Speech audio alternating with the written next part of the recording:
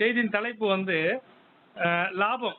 அதாவது உலகத்துல வந்து எந்த ஒரு தொழிலும் லாபம் இல்லாமல் அந்த தொழிலை வந்து பண்ண யாரும் முடியாது. செய்வதில்லை. லாபம் இல்லாம எந்த வேலைக்கு யாரும் போறதில்ல. சும்மா போயிட்டு சும்மா வர்றது கிடையாது. பணம் கிடைக்கிறதுக்காக தான் எல்லாரும் வேலை செய்றோம், எல்லாம் பண்றோம். அப்போ எதையுமே மனிதன் என்ன பண்ணுவான்? ஆதாயம் இல்லாமல் செய்ய மாட்டான்.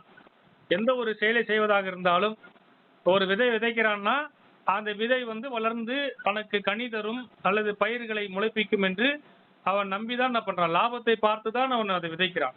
அதுக்கு தண்ணி பாய்ச்சறான், தன்னுடைய உழைப்பை செலவு பண்றான். அந்த மாதிரி வசனம் சொல்லுகிறது, துன்மார்க்கன் விருதா வேலையை செய்கிறான். நீதிமொழிகள் 11ஆம் அதிகாரம் 18ஆம் வசனம் சொல்லுகிறது, துன்மார்க்கன் விருதா வேலையை செய்கிறான். விருதா அப்படின்னு பார்த்தா தமிழ்ல நல்ல ஒரு வார்த்தை. விருதா அப்படின்னா நம்மளுக்கு அடிக்கடி நம்ம பைபிள்ல வசிக்கிற வசனம் என்னன்னா, கர்த்தர் வீட்டை கட்டாராகில் அதை கட்டுகிறவர்களின் பிரயாசம் விருதா என்று சொல்லி அந்த வசனம் தான் நம்மளுக்கு ஞாபகம் வரும். விருதா அப்படின்னு கேட்டா, அப்ப விருதான்னா என்ன அர்த்தம்னு பாத்தீங்கன்னா, வீண், வீண், பயனற்றது, வெறுமையானது. அதாவது ஒரு செயலை வந்து அந்த செய்வது வந்து வீண் அப்படின்னா விருதா அப்படின்ற அர்த்தமாகும். இந்த செயலை செஞ்சு நம்மளுக்கு ஒண்ணுமே பிரயோஜனம் இல்லை அப்படின்னு சொல்லலாம். அந்த செயல் வந்து விருதா அப்படின்னு சொல்லுவாங்க. அப்போ வேத வசனம் நமக்கு சொல்லுகிறது, துன்மார்க்கன் விருதா வேலையை செய்கிறான். அப்படின்னா என்ன அர்த்தம்? எங்க கடைக்கு ஒரு பாஸ்டர் வந்து ஜெபம் பண்ண வருவாங்க. அவங்க எப்பவுமே ஜெபம் பண்ணும்போது இந்த ஒரு வார்த்தையை சொல்லி ஜெபம் பண்ணுவாங்க. எப்படின்னு பார்த்தா, லாபமாக வாங்கி லாபமாக விற்க வேண்டும், இவர்களுக்கு உதவி செய்யும் ஆண்டவரேன்னு ஜெபம் பண்ணுவாங்க. அப்ப நான் அநேக வேளைகளில் சிந்திச்சிருக்கிறேன், லாபமாக வாங்குவது என்ன இல்லை, விற்கிறது தானே லாபம், வாங்குறதுல என்ன வந்து லாபத்தை எடுக்க முடியும் அப்படின்னு பார்த்தா, யோசித்து பார்த்தா, நான் ஒரே பொருளை 2 பேர்கிட்ட வாங்குறேன். ஒருத்தர்கிட்ட வாங்கும்போது ஒரு லோடுக்கு வந்து எனக்கு 5000 ரூபாய் கிடைக்குதுன்னா, இன்னொருத்தர்கிட்ட வாங்கும்போது 10,000 ரூபாய் கிடைக்குது. ஒரே பொருள் தான், ஒரே சரக்கு தான். ஆனா நான் என்னுடைய சூழ்நிலை 2 பேர்கிட்டையும் நான் வாங்கி ஆகணும்.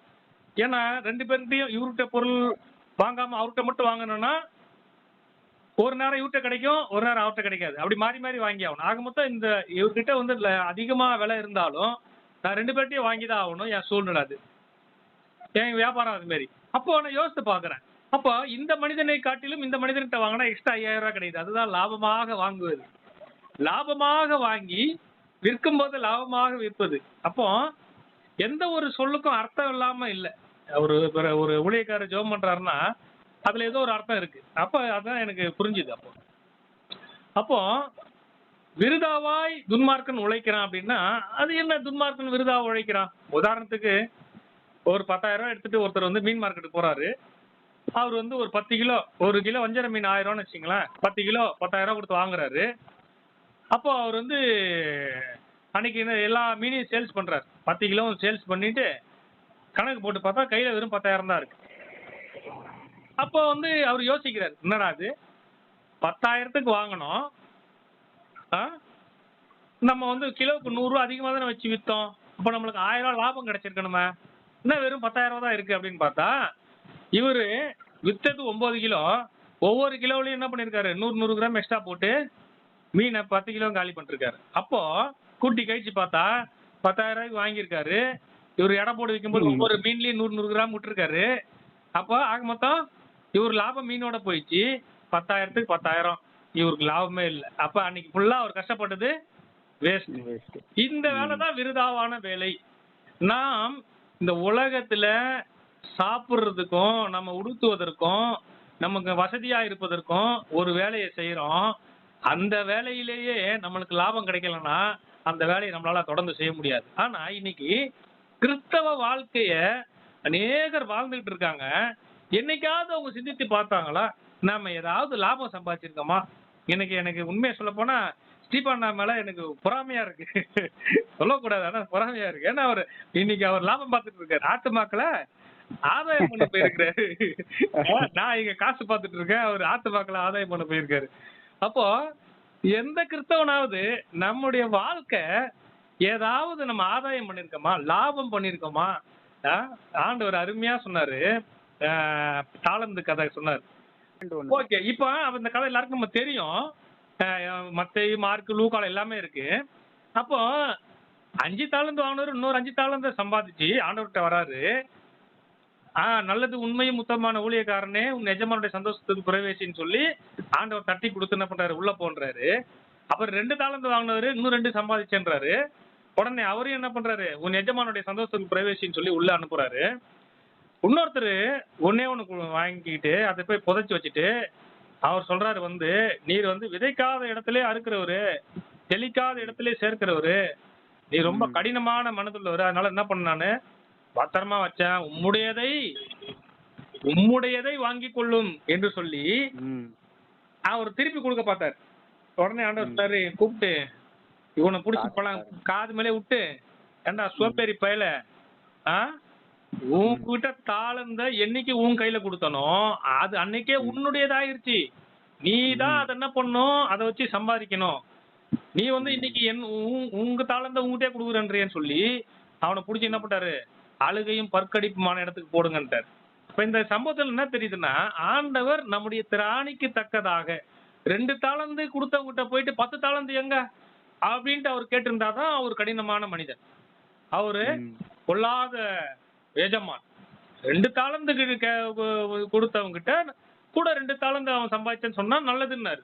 5 தாளந்து 10 தாளந்தா மாதிரி நல்லதுன்னாரு. ஆனா இன்னைக்கு கிறிஸ்தவர்கள் ஆண்டவர் தங்களுக்கு கொடுத்த தாளந்த தங்களுக்குள்ளே புதைச்சு வச்சிட்டு இருக்காங்க. ஊழியம் செய்யறது கிடையாது, எந்த ஒரு இதுல இருக்கிறது கிடையாது, கட்சிக்கு போறது வரும், கட்சிக்கு போறதோட.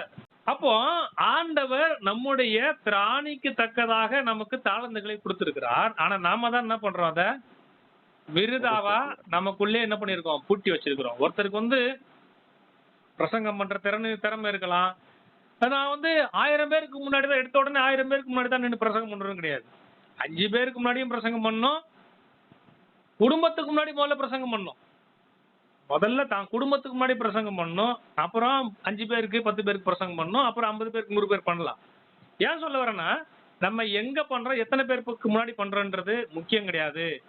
நாம் நம்முடைய தாளந்தை பயன்படுத்தி லாபம் பார்க்கிறோமா என்பதுதான் முக்கியம். அப்போ ஒருவன் மனிதன் உலகம் முழுவதையும் ஆதாயப்படுத்தினாலும் தன் ஜீவனை நஷ்டப்படுத்தினால் அவனுக்கு லாபம் என்ன என்று வசனம் சொல்லுது. அப்போ நம்ம லாபம் சம்பாதிச்சிருக்கிறோமா என்று ஒவ்வொரு கிறிஸ்தவனும் அவன் யோசித்து பார்க்கணும்.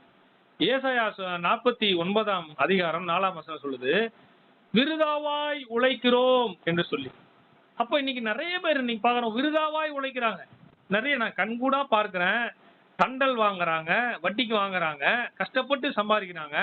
சம்பாரிச்சிட்டு மறுநாள் காலையிலே தண்டல்காரன் நிக்கிறான் வீட்டு வாசல் முன்னாடி, தண்டலுக்கு கொடுக்குறாங்க. அப்போ இன்னைக்கு 1000 ரூபாய் சம்பாரிச்சான்னா மறுநாள் காலையில தண்டல் கட்டிட்டான்னா மறுநாள் என்ன பண்றான், இன்னொரு தண்டல் வாங்கி அன்னைக்கு பொழுத ஓட்டுறதுக்கு பிளான் பண்றான். அப்போ இவன் உழைக்கிறது எல்லாமே விருதாவாய் உழைக்கிறான். என்ன பண்றாங்க, அப்புறம் பெரிய பெரிய லோன் எடுத்து அதுக்கு 20 வருஷம்ன்றதுலாம் எவ்வளவு பெரிய காலம்.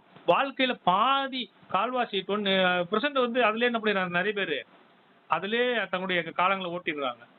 அப்ப உழைப்பது விருதாவாய் என்ன பண்றாங்க, இன்னைக்கு உழைச்சிட்டு இருக்காங்க. ஆனா ஆண்டவர் சொல்றாரு ஆபகுக் 2:13 என் ஜனங்கள் அக்கினிக்கு இரையாக உழைக்கிறார்களாம். இன்னைக்கு நிறைய பேர் என்ன பண்றாங்கன்னா, கஷ்டப்பட்டு வேலை செஞ்சு சம்பாதிச்சோம் அதை என்ன பண்றாங்களாம், அவங்களுக்கு அந்த காசு தங்கவே மாட்டேங்குது. அக்கினியில போடப்பட்ட காசு மாரி என்ன பண்ணிடுது, நேத்து தான் சம்பளம் வாங்கியிருப்பாங்க, ஆனா ஒரு 2 நாள் 3 நாள் கழிச்சு பார்த்தா அவங்க பர்ஸ் என்ன பண்ணிருக்கோம், காலியா இருக்கும், பர்ஸ்ல ஒண்ணுமே இருக்காது, அடுப்புல போடப்பட்ட புல்லு மாரி காணாம போயிட்டு இருக்கும்.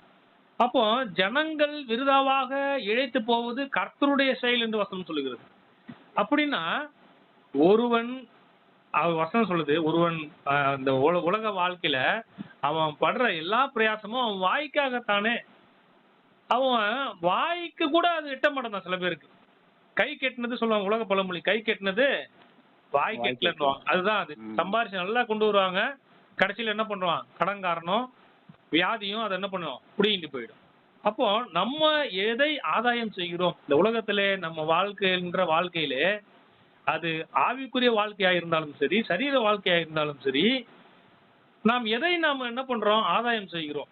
வசனம் சொல்கிறது, பிலிப்பியர் 1:21 சொல்கிறது, கிறிஸ்து எனக்கு ஜீவன், சாவு எனக்கு ஆதாயம். நான் ஒரு முறை மரம் எடுக்கிறதுக்காக குளத்தூர் பகுதியில பைக்ல போயிட்டு இருக்கேன். ஒரு யூ டர்ன்ல ஒரு ஸ்விஃப்ட் காரு படு வேகமா வந்து திரும்புது. நான் பெட்ரோல் போட்டு அப்பதான் வந்து வெளியே வர பங்க்ல இருந்து படு வேகமா ஒரு ஸ்விஃப்ட் கார் திரும்புது. அதுல நான் எனக்கு பளிச்சுன்னு பட்டது எப்படின்னா, கிறிஸ்து எனக்கு ஜீவன் அப்படின்னு சொல்லிட்டு ஃப்ரண்ட்ல இருக்கு. அப்போ உடனே நான் மனசுல நினைச்சேன், டேய் கிறிஸ்து உனக்கு ஜீவன், ஆனா உன் எதிரில் வந்தவனுக்கு சாவு ஆதாயம் நிச்சயம் தான்டா அப்படின்னு. இன்னைக்கு நிறைய பேருடைய வாழ்க்கை அப்படிதான் இருக்கு. கிறிஸ்து தங்களுக்கு மட்டும் ஜீவனா இருக்கணும், மத்தவங்களுக்கு எல்லாம் என்னது சாவு ஆதாயமா இருக்கணும் ஓடிட்டு இருக்காங்க. ஆனா வசனம் அப்படி இல்ல. போதும் என்கிற மனதுடனே கூடிய தேவ பக்தியே மிகுந்த ஆதாயம். அப்ப இன்னைக்கு வந்து நமக்கு போதும் அப்படின்ற மனசு நமக்கு யாருக்கு இருக்கோ, ஒருத்தன் வந்து 10,000 ரூபாய் சம்பாதிப்பான், அதுல வந்து அவன் வீட்டு வாடகை எல்லாம் கொடுத்துட்டு வந்து அவன் சந்தோஷமா ஒரு 1/4 கிலோ மட்டனோ சிக்கனோ எடுத்து சமைச்சு குடும்பத்தோட சந்தோஷமா சாப்பிடுவான்.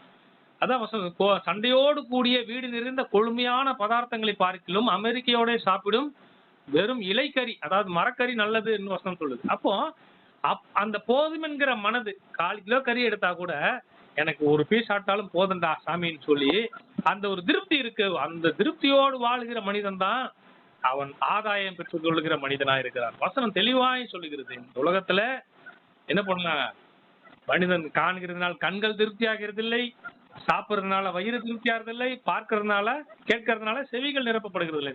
ஆகவே இந்த உலகத்துல வந்து இந்த உலக சரீரம் வந்து திருப்தியே அடையாது. ஆனால் ஆவிக்குரிய மனிதன் அவன் என்ன பண்ணும், அவன் வெறுமையா இருக்க கூடாது, லாபம் சம்பாதிக்க வேண்டும். அவன் லாபம் சம்பாதித்தால்தான் அங்கே மேல உண்மையும் உத்தமுள்ள ஊழியக்காரனே என்று சொல்லி எஜமானர் நம்மை அழைப்பார். அப்படி இல்லைன்னா நீ விருதா வேலையை செஞ்சிட்டப்பா, உனக்கு கொடுத்த தாளத்தை நீ பொதிச்சு வச்சுட்ட, அழுகையும் பற்கடிப்புமான இடத்துக்கு போயிட்டு வா என்று சொல்லி நம்முடைய பரம எஜமான் என்ன பண்றாரு, நம்மளை அனுப்பி விடுவார். ஆகவே கிறிஸ்தவர்களாகிய நாம் ஒவ்வொருவரும் சிந்தித்து பார்க்க வேண்டும். நாம் விருதாவாய் வாழ்ந்து கொண்டிருக்கிறோமா, பிரயோஜனம் உள்ள வாழ்க்கை வாழ்ந்து கொண்டிருக்கிறோமா என்று நாம் சிந்தித்து பார்ப்போம். கர்த்தர் நம் ஒவ்வொருவரையும் கனிதரும் மரங்களாய் மாற்றி ஆசீர்வதிப்பாராக. கர்த்தர் தாமே இந்த வார்த்தைகளை ஆசீர்வதிப்பாராக. ஆமென். அல்லேலூயா.